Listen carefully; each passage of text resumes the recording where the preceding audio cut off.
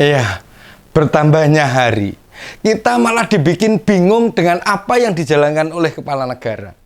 Setelah Idul Fitri kemarin, Pak Jokowi itu malah berada di Sumatera Utara tuh sampai 5 hari. Lah urusan Indonesia itu kan banyak. Lah kok malah lebih fokus ke kepentingan keluarga sendiri. Pada lebaran kedua, tanggal 11 sampai dengan 15. Pak Jokowi nguplek loh di Sumatera Utara. Dan yang sudah kita tahu, di sana itu ada Mas Bobi sama Mbak Kahiyang. Menantu kedua itu loh, sekarang masih wali kota Medan. Maka dengan keberadaan presiden di sana, diperkirakan berkaitan dengan perkara pilkada serentak November. Mas Bobi ya, digadang-gadang bakal maju ke provinsi, ikut kontestasi gubernur Sumatera Utara. Kemarin ada. Salah satunya bahas minta izin atau restu untuk maju Pilgub Sumut. Kemarin kita ke Jakarta, bolak-balik ke Jakarta ngurusin untuk kota Medan. Nggak ada untuk pribadi.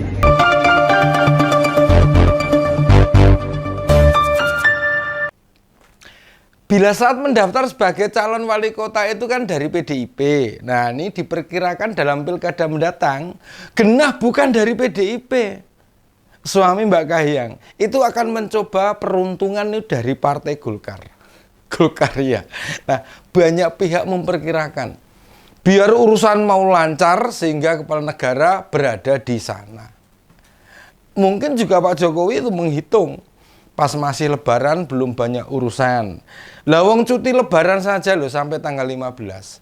Termasuk cuti kepala negara kan ya sampai tanggal itu. Mas Bobi sendiri ngakunya presiden pengen main sama keluarga, besan sama cucu. Oh, temu kangen bersama besan gitu. Iya, boleh. Ya, sebab selama ini bila berlebaran dengan Pak Jokowi, mesti menunggu selesai urusan kepala negara baru mereka bisa ngumpul. Gitu. Bukankah ya semestinya begitu?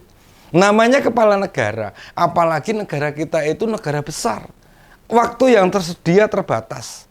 Kedatangan Pak Jokowi ke Sumatera Utara sekaligus bertemu keluarga besan, kata Mas Bobi ini, ya nek statusnya masih cuti, sehari bisa melakukan banyak kegiatan, wajar jika kita menilai kepala negara kita memang sudah berubah banget.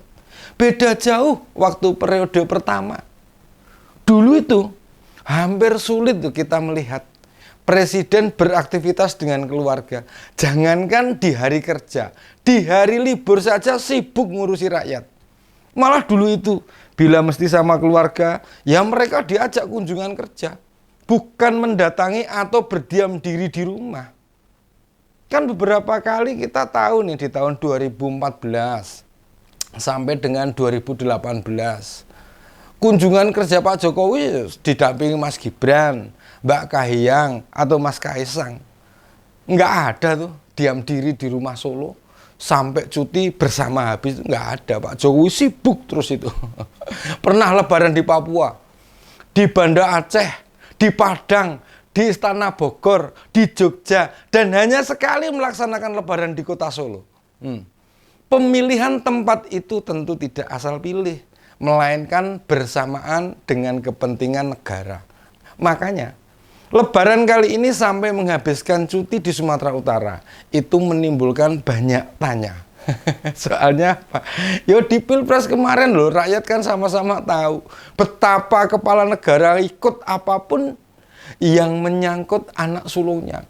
Otomatis dengan keberadaan beliau di Sumatera Utara susah untuk dibantah. Ada kepentingan besar mengenai majunya Bobi sebagai salah satu calon gubernur.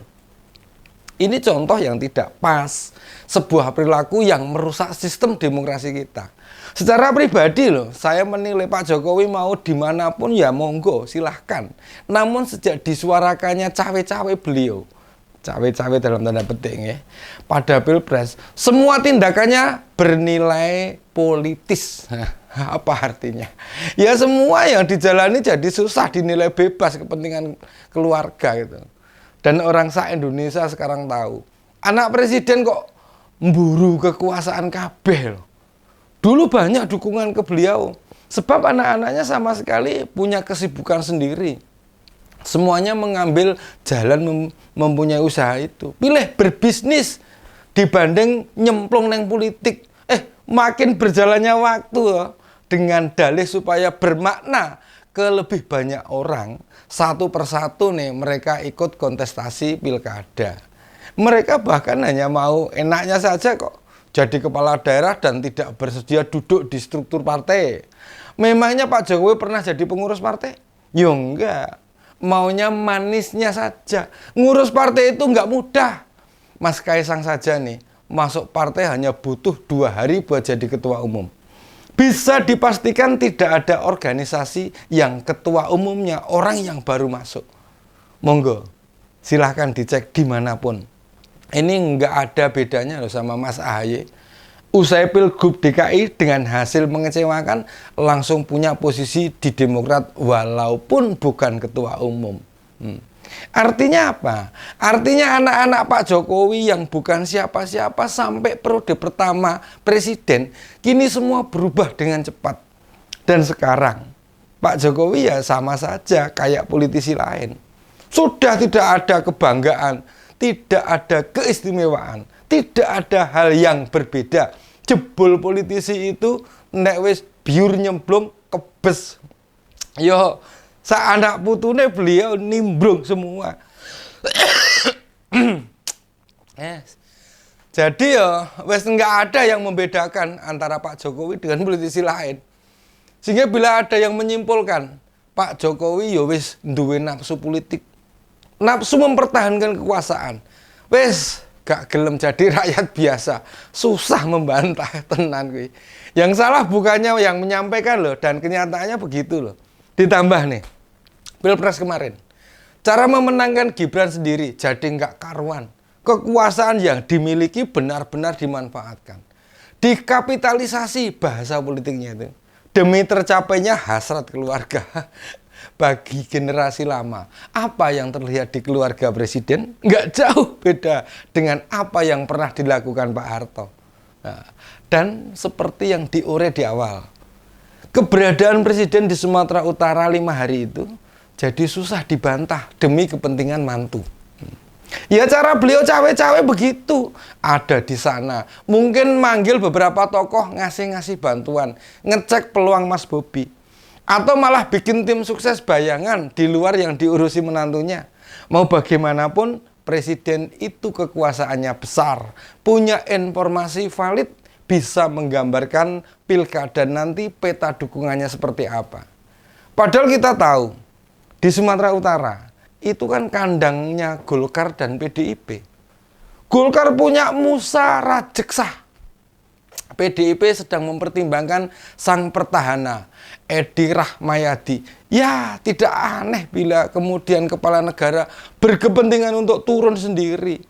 Memastikan supaya menantunya nggak keok seperti nasib PSI yang digadang-gadang lolos ke Senayan, lah kok gagal.